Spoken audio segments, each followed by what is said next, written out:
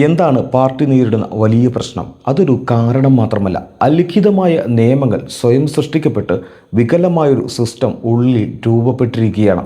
ഇടക്കാലത്ത് വന്നു ചേർന്ന ചിലർ അവരുടെ സ്വയം വളർച്ചയ്ക്ക് മാത്രമായി പാർട്ടിയെ ഉപയോഗപ്പെടുത്തുന്നു.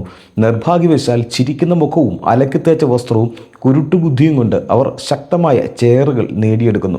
ചാഞ്ചാട്ടമുള്ള പ്രവർത്തകരെ അവരുടെ മാത്രം ആളുകളാക്കി മാറ്റുന്നു.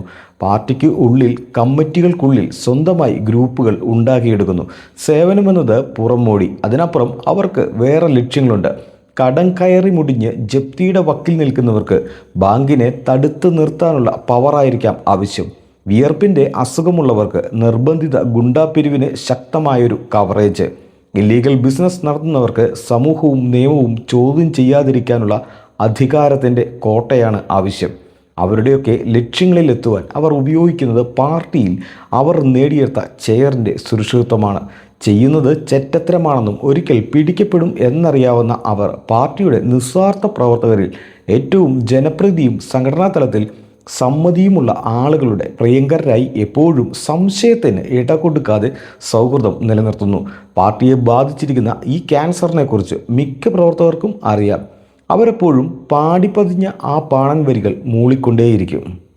വ്യക്തികളല്ല, സംഘടനയാണ് വലുത്.